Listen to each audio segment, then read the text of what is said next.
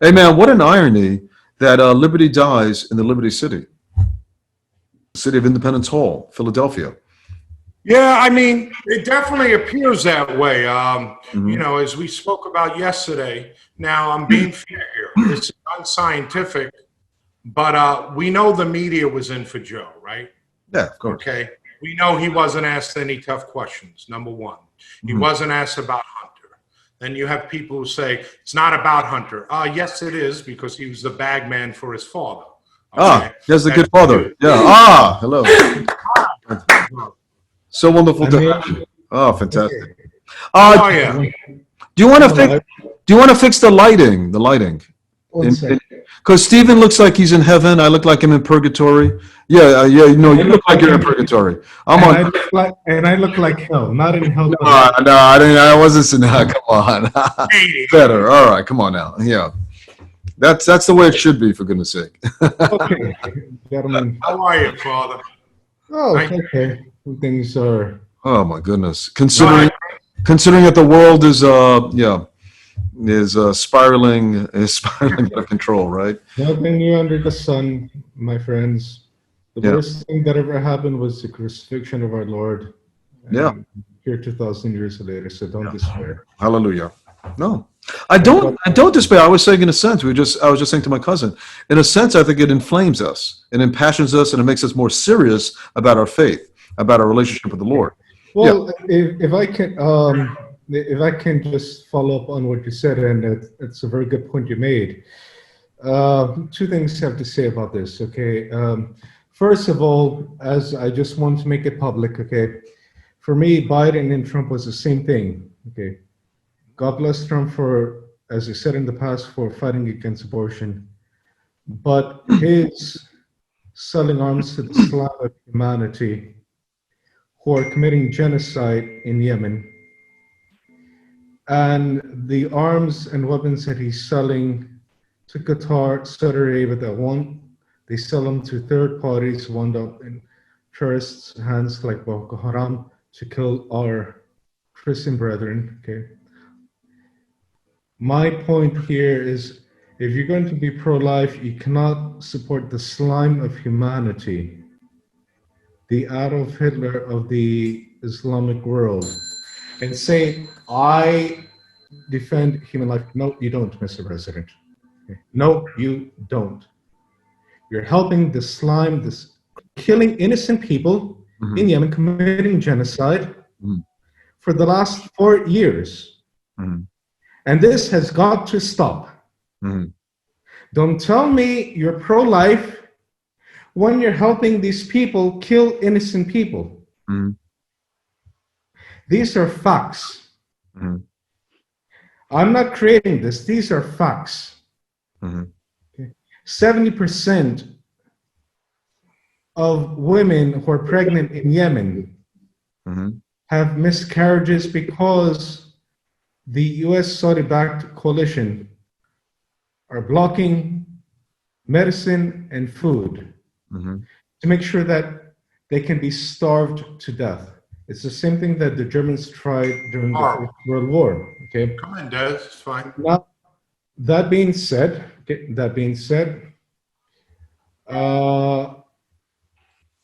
I'm not in any way, shape, or form, okay, a supporter of Joe Biden. Actually, I'm completely against, but this is what happened, okay? I think, as I told people, it's President Trump's race to lose, not to win. Okay? Or rather, it's not Biden's race to win, but it's Trump's to lose. Okay, the man. This is my opinion. Anyone is free to disagree. It's just my own opinion. Okay.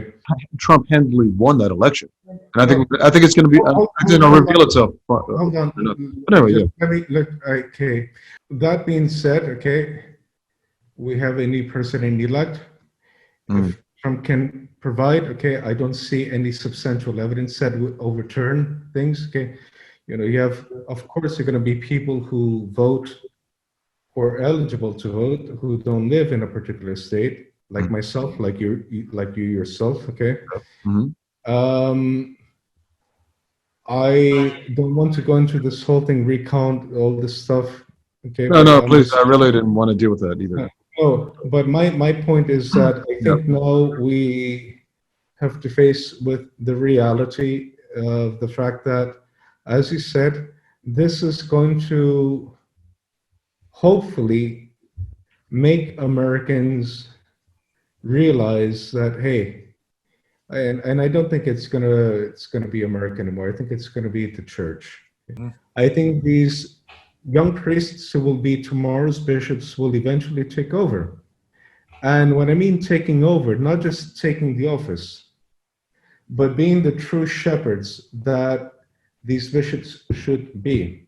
Okay, look at what's happening in Rome. Okay, and so I think, for me, again, as I said before, we always have to look at the positive in everything. Okay, Yeah.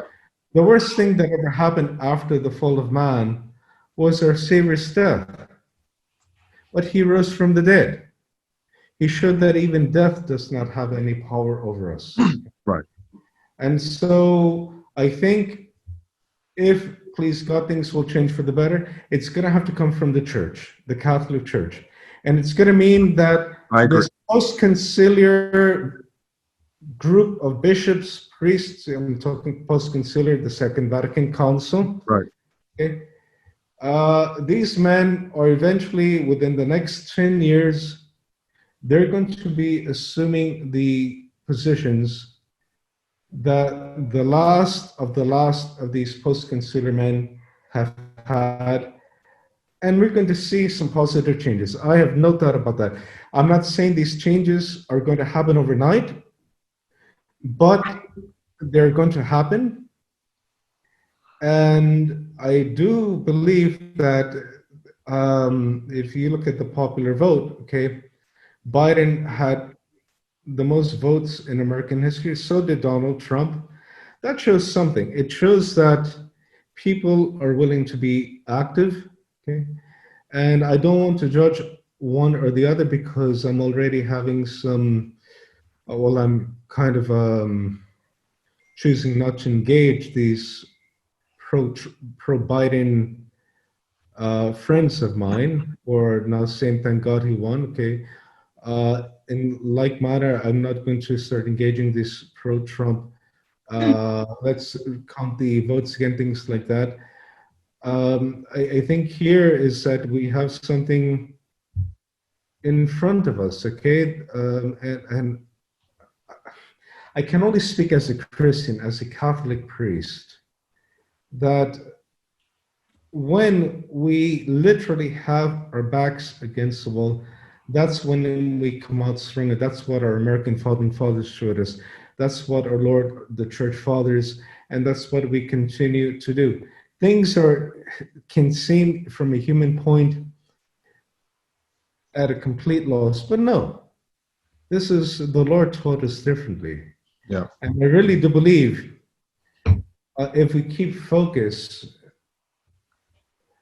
not to lose heart, to be politically active as well, which is why, Stephen, I keep pushing you, even if you switch parties, get politically involved, okay? You know, do what the modernists did in taking over these posts, okay? But I haven't lost a single wink of sleep over this. I'm not saying I like it, but this is, gentlemen, this is what we have to deal with, okay? Next week may present something different. I don't think so. But the very fact the sun is going to rise in these tomorrow, the world will keep spinning. Yeah. Giving into, as much as frustrating as things may be, giving into these things will only make things counterproductive at best. At best, if not completely. Yeah. Okay. I think this is a game changer, and you could see even now that the side that thinks that has won, the side that big tech and the media has claimed has won, they're talking essentially the purge of political dissidents, those who've created the nightmare over the last 4 years. And I could give you quotes on this. People from high and low in the media, and important political leaders for the political left of the Democrat Party. This is actually it seems to me, a communist insurgency that's being asserted upon ourselves and may very well win if we don't fight this round. I don't think we're going to have another election. I hope I'm proved wrong here, but we'll talk about this later. Can I first introduce you, Father, and then we could talk about a number of different things. I think Stephen had some questions about your book, if that's okay. Yeah, and yes. they can go out to the United States. Yeah. My apologies for the slang. Oh, not at all. Not at all. Oh, come on! I enjoy this very much. If you don't get upset with us being vocal and being I don't have questions about your book. You have some angelic glow in front of you. I don't know if you want that. You want that? Yes, all intentional for the Father. All right, so like Stephen is speaking from heaven. Let's leave it like that. All right, so we're very honored to be joined yet again, very generously, by the good Father Mario Alexis Portella, who's a priest of the Cathedral of Santa Maria del Fiore and Chancellor of the Archdiocese of Florence, Italy, who was born in New York and holds a doctorate in canon law and civil law from the Pontifical Lateran University in Rome. He is the author of Islam, Religion of Peace, The Violation of Natural Rights, and Western Cover-Up by Westbow Press, among other publications. Stephen, you had some particular questions in light of, maybe we should recap. In fact, we should recap some of the facts of avoiding the question of the American election at the moment and talk about what seems to be a spate of Islamic terrorism in Europe, where I am in Paris and extending to Nice and Avignon and even Saudi Arabia in those instances against people associated with the French state or Christians who are French citizens. And we had some surprising attack. I just can't fathom. You want to get into the reason why? In Vienna, Austria. Father, if you could just kind of, if that's possible, thought about that enough.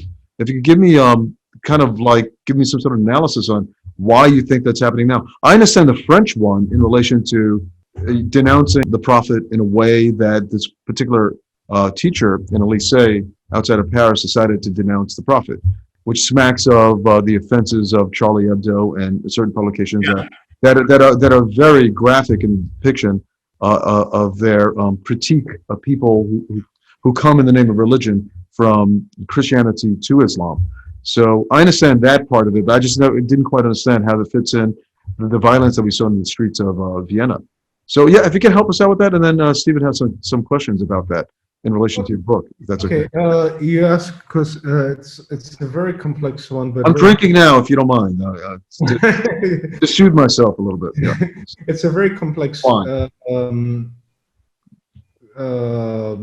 that you're raising, question, but essentially, these people collectively, meaning Muslims, will defend their religion a hell of a lot better than we Christians defend ours. Because as you know, you're in Paris, Charlie Hebdo has the Sacred Heart of Jesus with the penis holding in his hand saying, j'étais gay, I was gay. Has the Holy Trinity having sex with each other. Where is the Catholic Church? I agree. But what they do, they defend. You can't defile the prophet. No, listen. I am for religious freedom, meaning religion. The conscience. We do not impose religion, whether I agree with a person's beliefs or not. I respect the conscience to choose. But where are we in Christian Europe, whatever is left of it? It's all that. Where is the church defending? I agree. And this is where the problem is, because it's this moral vacuum that we're just not defending ourselves. I find would you say the laity? I find the laity defending Christian values sometimes more than the priesthood itself. It's quite strange. There was a dating service, electronic dating service here based in France, I think. A dating service not for people who are lonely, but to allow them to cheat on their spouses or to cheat on their mates. Can you believe that? And it was the laity that rose up against that. All right. And I remember also something that was pretty poignant was, this dates me. This is like when I was back in New York, when Damien Hearst. Hirst had his exhibit of the Virgin Mary with feces in the Brooklyn Museum. And it took Giuliani and a bunch of Christians to rise up against that. Yeah, because part of that was funded by, I believe, the city and the state. Yeah, So I'm not denying that there weren't priests involved in that, but frankly, maybe not enough is what I'm saying. how about Serrano's piss Christ? When he put the urine, the cross in a bottle of urine. I mean, there was again, if I may interject very quickly, it has to come from the head, from the hierarchy. If the hierarchy is not going to do it, the laity will only go so far, because then the people who are doing this, well, your church leaders don't seem to have a problem. Why do you have a problem with this? If you see where I'm coming from. And this is where I'm saying the future bishops will take over. And there are a lot of good priests out there who are already speaking up, and they know, but they're not in a position of authority. Okay? Mm-hmm. But please God, you will see that within the next 5 to 7 years, okay, I'm praying once this last of this Vatican II crowd, post-Vatican II crowd leaves. You're saying there's a conservative push, or more going back to, I guess, what we would know before pre-Vatican II, I guess. So I would say yes, but I would say a more of resurrecting what has been destroyed by the modernists, meaning yes. the basic Catholic teachings, the basic principles of natural law, okay, whether one is Catholic or not, okay, and I really do believe that things will come back. I mean, we know how anti-Catholic our country was, but then if you see during the golden age of Hollywood, the 1950s, okay, you have nothing but pro-Catholic films, like, The Bells of St. Mary's, Going My Way, okay, and it's wonderful. No one would. Yeah, and even for Clockwork Orange. Yeah. Instead of Clockwork Orange. Yeah, yeah. Even for example, films. The Audrey Hepburn film with, I think, Cary Grant. With Shariah in Paris. Okay. Charade. Yeah, Charade. When you had Cary Grant, he's in the shower, he was clothes, and he was putting, today you probably would have seen Audrey Hepburn in the shower with him. Howard with his suit on, if I'm correct. I just saw it. Yeah, with the suit on. Yeah, with the suit on. Yeah, and so, but I think here we're going to see a turnaround. Okay, things are going to get worse because if you see what's happening, for example, in Poland, okay, the protests, the sit-in protests while mass is going on to protest against state law against abortion. Okay, this is the most Catholic country of John Paul II. Okay, things have changed quite a bit within the last 10 years, not even 20 years, 10 years. Unbelievable. But all of this will eventually, I do believe, push people, because we're not going to have any choice. Well, what about the laity at the same time? I mean, sometimes the church needs a correction from below, like we saw during the 11th century with, was it 12th century with St. Francis and St. Dominic. I mean, so that's St. Thomas, right? No, yeah, but in the end, and well, St. Francis was not a priest. That's what I'm suggesting. Yeah. Well, okay. Not to disqualify that, but in the end, it has to come from the church hierarchy. The laity are going to have a huge thing, but in the end, it has to come from the clerics, okay, the ones who are calling the shots. I do believe things will will turn around. Do you then see? Oh, so you then see then hope from above? Is that what you're saying from the top of the?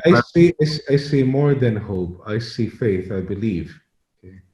We're Will not- they have to purge this priest? I mean, the Pope, I mean, are we talking about a new Pope? Someone who might be more in line with Traditional Pope teachings. Benedict, a more traditional Pope? Yes, but I also on the local level. Okay, we already see that in many parishes, but we don't see that with the bishops in the diocese. Okay, we will see that. I've no doubt in one way, shape, or form. We will see that. With the rise of priests in Africa, in Asia, I would imagine, or certainly Africa, Yeah. is that a source of hope, or is that a source of difficulty in terms of moving the church in the right direction? I even see a source of hope in America. Okay, because with the elections, okay, we see a lot more Catholics getting involved, against abortion. We see a lot more priests speaking about the institution of the family, marriage exclusively between man and woman. Yeah. We're seeing that a lot more than 10 years ago. I don't want to plug for this person and get into this debate, but my perspective is, if we're arguing from the top, that Trump opened up the courage of people to start addressing these issues that we were reticent to address before. Like, for example, as Stephen says, him being the first president to openly talk against abortion the way that he did, and to talk about exactly the March for Life, and that we're and to assert in God we trust, and emphasize that in our pledge to the country and so on. Anyway, we don't have to get into that. But I can follow up on that, but he also pushed the homosexual LGBT agenda by making sure that rainbow flag is flying throughout the world, not on the flag post, but huge, 3 times bigger than our American flag, on the wall of each consulate and the month of June. Oh, I'm not saying it's not true. I'm just saying that makes hold on. My point is... I'm agreeing with you. I'm saying it makes no. But see, my point here is that it's just not good enough, gentlemen, to say I'm against abortion. It's not good enough, because with going back, as I said, to the institution of the family, marriage between man and woman, what are the two properties, to speak of classical terms? The indissolubility, the unity and the indissolubility. What are the ends? The procreation and the formation of children. Okay. Yeah, sure. It's not just. But you have to understand that his mom. But he was. It's not just to procreate, but we have to properly form them. Yes. I understand. And this is what I'm saying. And this is what Benedict XVI was always saying, is that it's just not good enough to say, I'm against abortion. I know. What are you going to do afterwards? And this is where because this comes within the institution of the family. But to be fair, even gays, a lot of gays are against abortion. We even have them in the pro-life march, okay? You have communists who are against abortion. And actually, when people are saying the socialist agenda, it's not a socialist agenda. Communists are very determined. They're completely against abortion. Okay? But the point could be made, Father, and I don't want to get political. I don't understand that. Well, let me just say this. Wait, can I say one thing? It's much better than the other side. The other side's actually for the abortion. At least he's talking about maybe defunding Planned Parenthood. Oh yeah. No. By all means. But those are the only choices we have. But again, I don't want to go into. No, me neither. Actually, listen, I'm sorry. You're selling arms to kill people, innocent people, and you know it. And when he even told Buhari, the president of Nigeria, why are you killing Christians? And the bastard sells this other bastard arms, nearly $593 million of arms. which Obama, probably the only good thing he ever did, so far as in the Islamic world, to block the sale of arms to Buhari because of the violation of human rights. But then he gave Iran 150 No, billion, no, and they I'm want talking. Arab Spring. Iran is not killing Christians as the Saudis are. Okay. Okay, hey.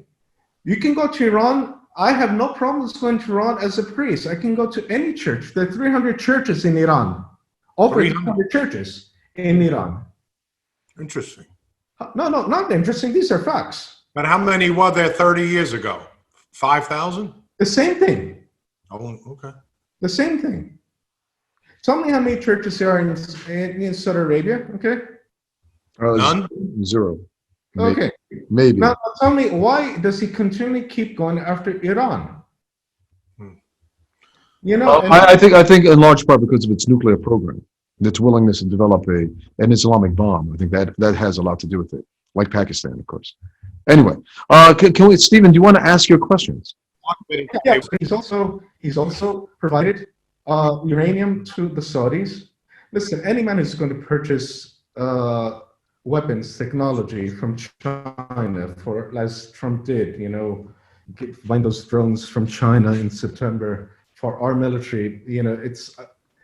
I just don't. I got you. But could we get into your book a little bit? I just want to have some quotes from you here, and maybe we could just expand on that. We're talking about some of the terrorism occurring right now, and it seems as though there are two factions, the West and some in the Muslim world, that can't come together. There's such a divide. And on the back of your book here, I love this, what you wrote here. You said, 800 years ago, St. Francis of Assisi embarked on a mission to the port city of Damietta, Egypt, to try and convert Sultan al-Kamil to Christianity. While this did not come to fruition, both the Sultan and the saint were able to have a peaceful dialogue and establish a mutual respect that is absent from the present day polemics of Islam. It almost tells you where they were 800 years ago and where are we now? I mean, is there still that dialogue? I'm sure there is on some levels, but it seems as though in many facets of the Muslim, Christian, or Catholic relationship are irreconcilable differences. What do you think? Well, they are. It's just that keep in mind that the Sultan there was a Persian who did not believe in Sharia law. Okay, and that's what I go a little bit more into the book towards the end, if I remember correctly. I don't remember. That's why you write books, so that way you don't have to remember every single Yes. And I have to read them because I didn't write them. So, you know. Because in that depiction, there is a fellow behind the Sultan who was pushing the Sultan not to have an audience with St. Francis of Assisi. But he decided, anyway, let's hear them out. Okay. The problem here, okay, it's just, okay, I really hate to say this because I'm going to sound as an anti-Semite, but so it's the case, okay. Islam was dormant after Kemal Ataturk secularized Islam, his country, got rid of the caliphate.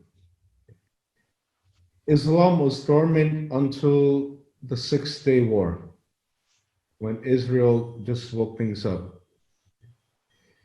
It took a few decades for the Muslims to get together and, you know, with this jihadist thing, because keeping in mind that theirs was an organized state religion until Ataturk eliminated the caliphate in 1924. Even though the Ottoman Empire was already in decline, many of the Muslim countries were already politically declined. Now you have the fact that these Muslims are just encouraged, and it's no longer an anti-US, an anti-Israel jihad, but it's a jihad to make sure now we implement Islam throughout the world. And unfortunately, I really, as I make an argument in my book, the terrorism is just a distraction to the real Islamic jihad. The real Islam, they're going to take over at this point. Like 20% of all of us in Europe is going to be Muslim in about 20, 30 years. Goodness, yeah. Because of immigration, not just immigration, but Birth rate. birth rate. Okay, they don't practice abortion. They don't practice artificial contraception, as we in the church hold, but we as Catholics put that aside. Individual choices, again, we have to go back to the lack of teaching to the bishops. And also, let's not forget polygamy. I personally think that, I don't want to sound as a cynic or pessimist, but there's nothing left of Christian Europe. It's dead, okay? France in primis, because of their French Revolution. They made sure that they would get, unlike our American Revolution, theirs was to change Christian society forever and for good.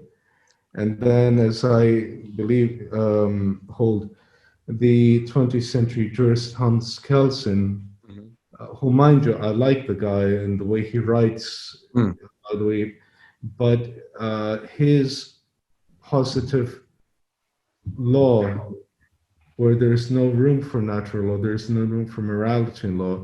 The law is what it is in the story. This was taken, both that with the Darwin theology of survival of the fittest or doctrine. This was taken by the National Socialists, by the fascists, more by the National Socialists. After they fell, these things crept into the present-day European constitutions. Hungary being an exception, because and Orban is was very astute, okay, and using the fact that the preamble, we're a Christian country, okay? And that's how he can juridically defend himself against the European Union. The EU, the UN, there's nothing really positive compared to the negative. Rather, let me rephrase that. I'm not denying that certain good things cannot come out of either institution.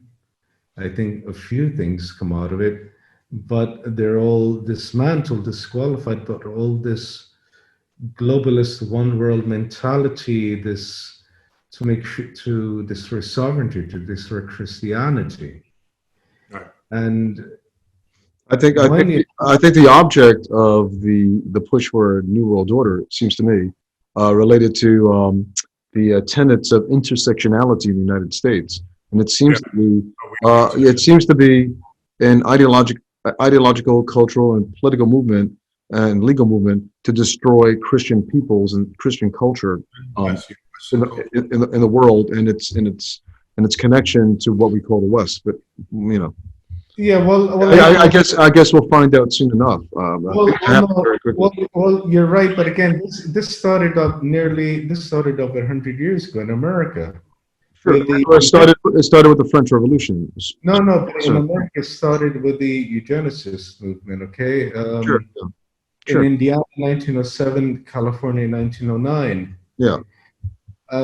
And then, I mean, we're the ones, meaning we Americans, okay, the ones who made sure that, for example, the Rockefeller Foundation, funding Dr. Joseph Mengele, the Angel of Death, this experiments in Auschwitz. Yeah.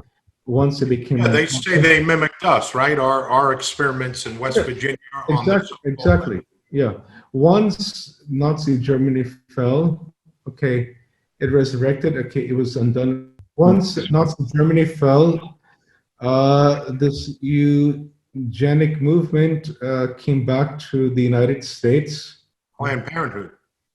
Not just Planned Parenthood, but Yeah, I'm talking about the U.S. government. Okay, it's like what it's scary what's been happening the last 2 years. These women who are coming over the border. This whole thing. It kind of opens up why the Trump administration has been separating these women from these children. Okay. And it's just not one, there's that famous or infamous clinic, I should say, in Georgia. The name slips my mind now. But we're back to the same thing. And it's the same thing again with abortion, okay, where they're going to target Black mothers, okay? And it's scary. So you see, the whole thing, whether it's abortion or which Biden and his cronies are pushing for, it's the same one world mentality, eugenicist movement that's been happening under the Trump administration with this forced sterilization of Hispanic women. Okay. The Trump administration has been doing that? Yes, okay, within the last 2 years. Okay. Hopefully I wrote this article, it'll be published, but if not, I'll send you a hard copy. Okay. These are facts, okay? Now they have to be proven in the court of law. They're being blocked by these women, but it's more than just one woman. That's, you have a number of women who are coming forward who are realizing that they no longer menstruate. Okay? And they've all been through those clinics at the border after they've been separated from their children. Okay? And so for me... I'm sorry, so it's the forced sterilization of women who've come over the border? Is that what you're saying? Exactly. Okay, I've never heard of that, I have to say, but okay. Okay, I'll send you the facts. If this does not get published, then I'll still send you a hard copy or the draft. And there is a documentary that came out many years ago, The Operation, where birth control pills that were much more potent than when they came out were tested on Puerto Rican women. We have the Tuskegee experiment. Yeah, we could go way before that as well too. With Margaret Sanger's impetus was very largely to rid ourselves of low IQ Southern European types and African Americans and such, and I'm sure Hispanic Americans. That's why there's no coincidence that Planned Parenthood is located primarily in the Black community, and that and more Black kids are aborted than born, right? Isn't it true? And eugenics was taught in schools at that time. Did you know? Yeah, but the thing is that it's now clandestinely happening. Okay, with these forced sterilizations. Okay, there's a difference. The whole thing between abortion and then controlling the population with these women, who are having their uteruses taken out without their knowledge. Wow, that would be horrific. That's horrible. Well, it is horrific, and that's why they didn't vote for this man. It's horrible. That's why they didn't vote for Trump. What's happening under him? That's why they didn't vote for this man. I understand. Aside, with the whole thing, that's why I'm not. I'm sorry. You can't have it both ways. Can I bring you back to Get back to your book. Well, can I ask a question? Can I ask a factual question? If I can just say, my apologies. I didn't want to bring up my political point. No, that's fine. No, it's fine. It's okay. I apologize. I didn't want to go into that. Okay. No, it's okay. We're free market. It's your show. We're happy to have you. It's your show. Yeah, exactly. Stream of consciousness. Go ahead. Yeah, if I could just ask about the violence that we saw in the streets of Vienna, because I really don't understand how that's connected, for example, to the Charlie Hebdo-like expressions in France.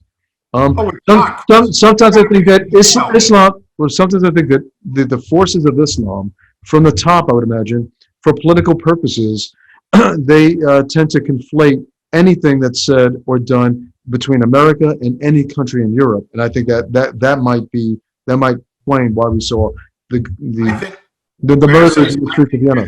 You're using your analytical Western mind to dissect a group of people who has an ultimate goal. I'm not saying all, of course. There's a certain number that has an ultimate goal to just destroy the West. If I could quote your book here, it talks about Thomas Jefferson and John Adams, who were both ambassadors to France and Britain during the Barbary pirates time, when they were just taking soldiers or just robbing our ships. With our Western mind, and we thought, hey, we could discuss this with them. They are being irrational. You know, we're thinking we didn't do anything to them, so let's just have a conversation with them. And from your book, this is very interesting. They both met, Jefferson and Adams met with Tripoli's ambassador, Abdul Rahman, and I'm just paraphrasing here. And they made the case, hey, why are you doing this to us? We're not at war with you. We never had a problem. The ambassador answered that their religion was founded on the laws of their prophet. And it was in their Quran, that all nations who should not have acknowledge of their authority were sinners, and that it was their right and duty to make war upon them wherever they could be found, and to make slaves of all they could, and to take prisoners. And whoever dies in battle should go to paradise. So this is the point I'm trying to make. Is this futile to try to establish a relationship on certain levels with those that don't agree with us in our way of looking at the world as a whole? That's the question, isn't it? That's okay, what this. And you raise a valid point. And again, I always try to be an optimist, but there's a point of being realistic, that there's a certain point that there's no talking with these type of people. End of story. It's just like trying, it's like trying to, you never know who anyone can be open to God the Holy Spirit, but it's like with a crooked Hillary. It's like trying to say, why don't you start doing a few things, for women, go against abortion? Well, that's going to be effective as trying to nail Jello to the wall, okay? You're not going to get anywhere with that woman, okay? Excuse me? Who knows, maybe with someone like Biden, because he's going to have to contemplate his own mortality, but not someone like Kamala Harris, okay? So in like manner with these people, there's just nothing to really discuss, unfortunately. I mean, certainly you would, certainly. Oh, go ahead, Stephen, please. No, I was kidding around. Why did you write this thing? No.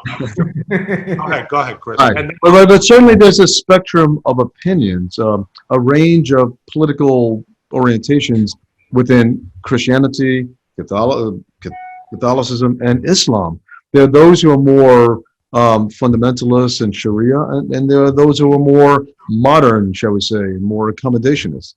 I mean, isn't that true? I mean, are we painting them with one broad brush? no, go ahead. Go ahead, Steve. No, of course, Chris, not all of them. I mean, there's a population of them that believe this. And I guess the father, of course, could give you much more facts than I can, but I guess the question then is, where is the needle moving? I mean, are there more people who are now moving towards the more fundamentalist camp, and the idea that it's their duty to inflict violence and such on those who are infidels, or is it moving in the other direction? That's the question, right? that's a great question. Okay, I myself think that it doesn't matter so long as Islam takes over. And most of Muslims, remember, in the 6th chapter in my book, I talked about jihad. Jihad, it means, persevering for Allah, fighting for Allah. Persevering for Allah, fighting for Allah is to make sure you have more children than the Westerners, okay? Right. Or praying for the infidel, praying for the one who's going to kill the infidels, okay? Okay, yes, it's true. Most Muslims are not violent people. That does not mean that they do not want, I don't want to say our annihilation, but our subjugation. Yeah. to Sharia law, to Islam, because that's what they believe. Yeah, many polls have been taken with Muslims in America, and a great majority, you can look this up, have said they prefer Sharia over the Constitution, Yeah, even and, when they're living in America. and eventually, it may just happen in 40, 60 years' time because the population increase, but it's also their their political influence Yeah. with the lobbyists in Washington. This started with George W. This modern influence of Islam, only triggered by Obama, brought it up to new heights. Right. There was some hope, under Donald Trump, uh, when he said, a full Muslim ban, but then he changed his position, and then he went to all places to Riyadh for his first international trip, and so then that destroyed everything. Yeah. So then they saw, okay, they're not going to take us serious. They're not going to take us seriously. So now we're just going to continue. Right. And what happened in Austria, it's related to Charlie Hebdo in France, indirectly. I wouldn't say directly, but it's interconnected. That's okay. We have to get rid of the infidels, okay? Because they're imposing these immoral things, and to a certain point, they're right. We are imposing immoral things. I find it very interesting. Talk about doublespeak or newspeak that Islamic leaders and other political leaders like Erdogan are suggesting that there's a crusade that's rising against Muslims as opposed to Europeans and Americans who are withstanding this wave of jihadism. Come Yeah, and I mean, goodness, talk about proportionality. on. Say the opposite. Yeah. Yeah, in light of, I mean, as if it was not enough, the ritualistic beheading, it seems to me, of a professor by a family of Chechens who had settled outside of Paris. They beheaded him for saying some terrible things about the Prophet Muhammad. Now, look, I'm a free-thinking, as critical as I could possibly be, a liberal democratic type. I think we should be able to speak about anything, including criticizing fundamental beliefs. That's fine. Because I think, even fundamental beliefs have to be held up to the light of scrutiny. Anyway, but we have to, but it's the way that we say it that matters. And I think the professor said things that were incredibly inflammatory, as what we're suggesting. Anyway, as if that was not enough, as if the beheading of a poor person on her knees praying in the cathedral in Nice, a little bit after that, and the attack on a clergyman as well. I think he took a knife in the chest, if I'm not mistaken. And another police were attacked in Avignon. And anyway, on top of all of that, we had the Prime Minister of Malaysia that called for, I believe, simply because of that one incident with the professor and Charlie Hebdo, calling for the murder of millions of French people because they offended the Prophet. Unbelievable. But then they will come and move to the West. They come and move to France. How does that make any sense? Unless it's a long-term goal of, as colonization. Father said, to establish a caliphate and to be totally involved in changing the country that took them in. I mean, I think it's very obvious. Unless people have bifurcated their affections and their thinking between their interest in living a better life in the West on one hand, politically, legally, economically, and on the other hand, their commitments to something that's radically against it. I mean, it's unbelievable. But people can hold two inconsistent ideas in one brain. It's quite an amazing feat of human beings, right? Yeah. Anyway. Remember, they do not reason as we do because their Sharia is their rationale. Yeah. I think some of these things are just smoke screens. Didn't Yasser Arafat once say there's like a three-pronged approach of taking over the West, and they do it, as you said, Father, number one, pleading their case to get in, I believe. Number two, having children. and they'll just outpopulate us. And then you start getting involved in the government and start making laws. Yeah, but you're talking about leaders. You're not talking about most common Muslims. They're they could be as modern and as accommodating as anyone. Yeah, but like I said, Chris, I think the process might be, from what I'm hearing, Ben Shapiro did a poll a couple of years ago where he looked into how many people that are Muslims in various countries would like Sharia, and the number was overwhelming. And there's been guys on the street, okay, I'm not telling you this is foolproof, but guys in America who go around with a microphone and say, would you prefer the Constitution? We don't know what is the number of Muslims that would prefer the Constitution over Sharia or Sharia over the Constitution. Okay, I think I couldn't give you a number, but I think there is a portion that would like to settle in France, and I enjoy the benefits of French culture, I guess, and their freedoms and their upward mobility. But if the time came where they had the numbers, maybe they would want Sharia. I think it's very obvious. And the question is, what percent?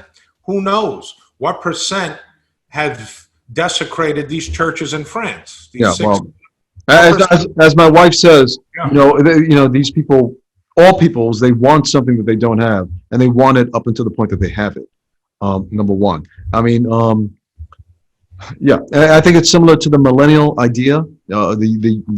This generation in America, this young generation in America that's pining for the great socialist utopia, replete with every dimension of Marxism, right?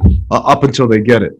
The other one is that when they do get it, they will ruin the very reason why they came to settle in these places to begin with, right? Well, the question is very simple. That people say, why would you flee a country? Let's say Omar, the congresswoman, right, and then almost want the place you moved to that took you in to replicate the country that you fled. It makes no sense unless the long-term goal is to take over. Bravo. Very good. Very well. There you go. I don't think it's that complicated. I think it's a little bit more complicated because I think people are perfectly irrational sometimes. It's like people, let me just say, it's like people fleeing LA and California and then flooding Texas, and then what? They're fleeing for a certain reason, and they've created another California and Texas. I don't understand that. I don't get that. But we do see that. It's a pick and choose. It's a pick and choose because, first of all, they're looking for their own comfortability. Meanwhile, we have our comfortability. Okay, I'm going to impose this Sharia mentality. This is how they are. And unfortunately, we have a problem. I hope it gets fixed. Again, there was a lot of hope, and I had a lot of hope, as I indicated in my book, with Donald Trump, but it's just you have this. It's all being done through education, okay, with the Saudis funding these high schools and universities, okay? Right. Look at what happened 2 years ago, okay? The famous case, and I think it was Illinois, I forgot where it was, that 11th grader who got a failing grade because she refused to recite the Shahada, okay? Wow. There is no God but Allah, and Muhammad is his prophet, okay? This went up to the Supreme Court, and the Supreme Court refused to accept the case. Right. Now, gentlemen, all we need are 4 votes out of the 9 justices to accept the case. From what I understand, you had 2 votes, okay? Alito and Thomas. Where were the other 2? The so-called conservatives, okay? Yeah, well. Kavanaugh, and this is scary because we're talking about. Listen, there's one thing, defending life in the womb, okay, and thank God Trump did that. But if we are going to lose that First Amendment, it's all over. There's just no point. Well, then what's the solution, if I can ask, for people of faith? That's what I'm most concerned with. What do we do as Christians like ourselves, based in France, and Christians like Stephen, based in New York. Goodness, that great socialist capital, New York City. What do we do? With Kami de Blasio. Yeah. Does he infiltrate the AOC camp? I mean, what do we do here? Well, it's just by, first of all, informing ourselves. Okay, that's why I wrote the book. Okay, it's what you're doing here in podcast, praying, and not to be ashamed to be identify oneself as a Christian. Okay, when I go out, okay, for lunch, even if, okay, I may go out to lunch with or dinner, can't go out to dinner now because we have a lockdown after 6 p.m., a semi-lockdown, okay? But even if it's, okay, they don't do grace, even a sign of the cross before, something to publicly identify yourself as a Catholic, as a devout Christian, okay? Getting to the youth and just getting politically involved in one way or the other. Okay? And it does not mean that we're going to see any immediate results, but we will have some positive effects. Okay, gentlemen, we have to take the reins one way or the other, whether through literally active political participation, lobbying, writing to these things, okay, help a lot without becoming isolationist. Without becoming, That's what I was suggesting, is isolation. It seems to me sometimes Christ prescribed isolation as a possibility. Flee to the hills, right? Or flee to the desert. Did he not say to the Jews when we come to that apocalyptic moment? When he sent out the 120 disciples to spread the good news, what if they're rejected by the people that they come across, to shake the dust off their boots and to move on? but he still sent them out into the world. He said, "Go out and teach." Okay, it does not mean just go out and hide amongst yourselves. No, go out there. Okay, because the apostles were,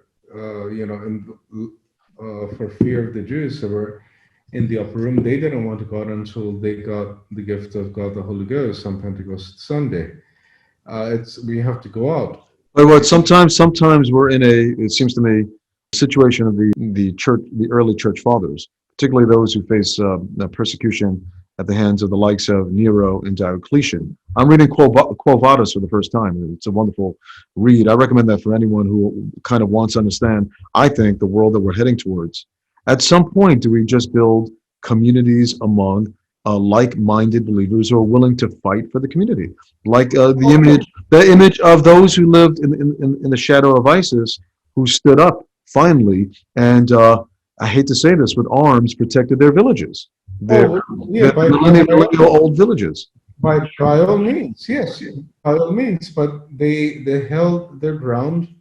Okay, sometimes we have to retreat when we have to retreat because we can't go into a suicidal situation. We know that, but it does mean, hey, we have to hold our ground. Okay, hey, we just can't just hide, in a little corner in a catacomb. Yeah. No, we have to. They want us to do that. You got to fight back. Well, it depends. It depends on the situation. Sometimes you're forced to be the resistance. I mean, guys. It depends on the situation. Before the riot, when the Nazis came and overcame France in Paris, what choice do you have? Sometimes you have to, join the underground, right? The underground church. It depends. We're not at that point yet.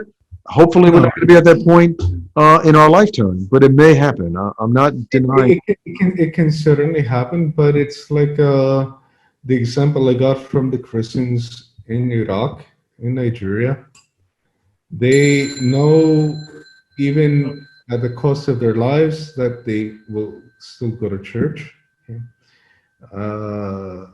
And it's just, being faithful. Okay, and um,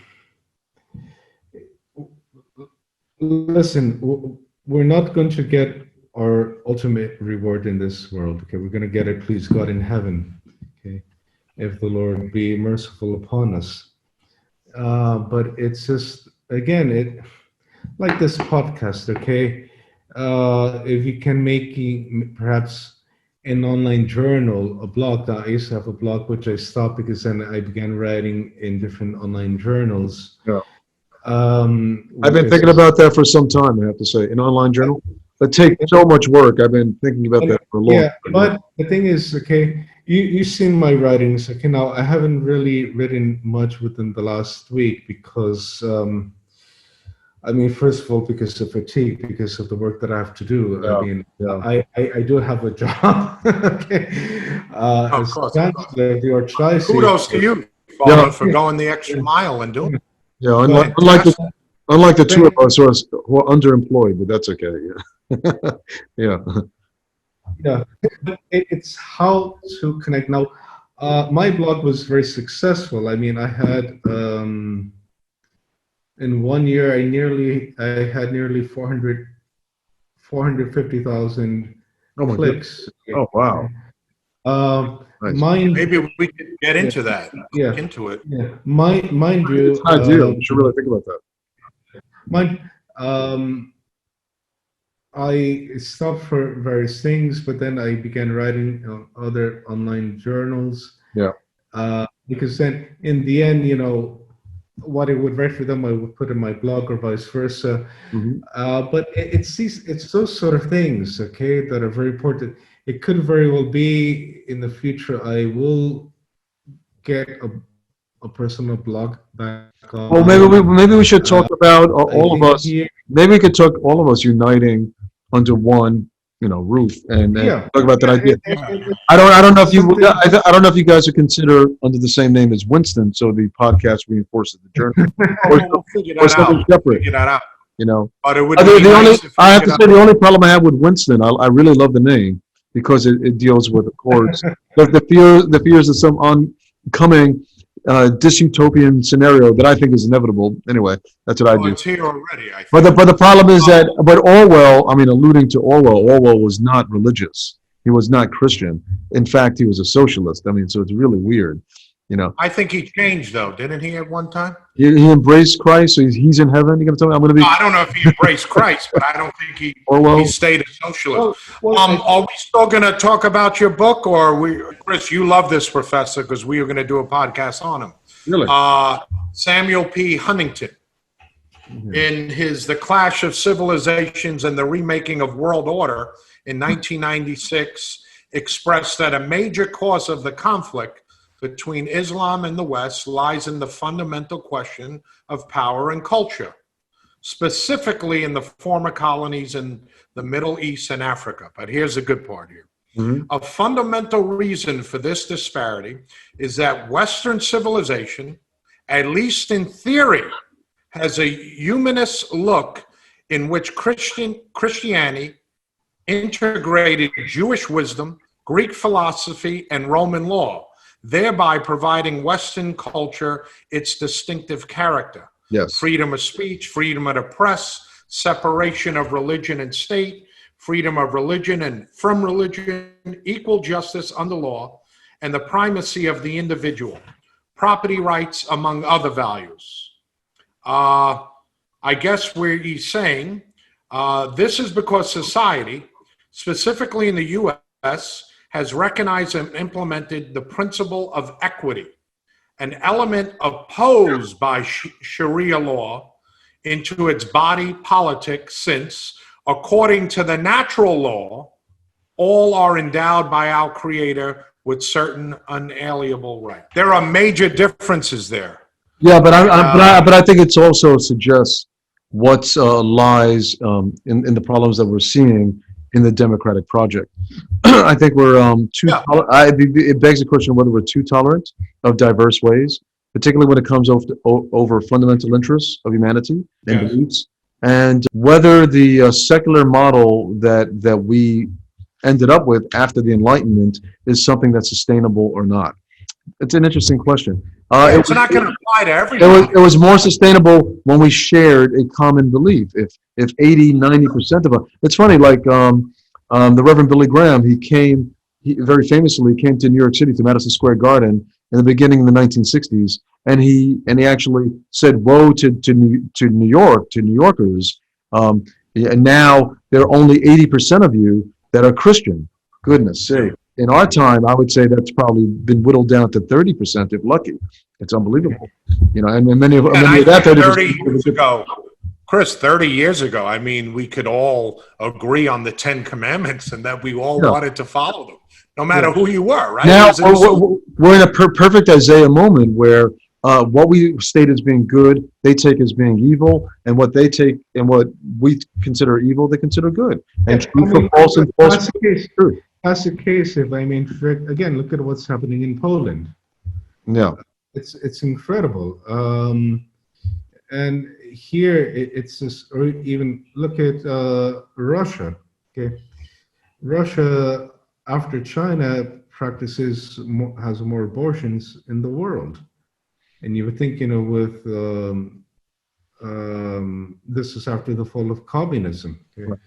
You would think that with all these Christians, and it shows how superficial, and I hate to say this, but because I'm casting judgment on individuals, but it shows how superficial their faith is. We can choose what we want to believe, what we do not want to believe. Right.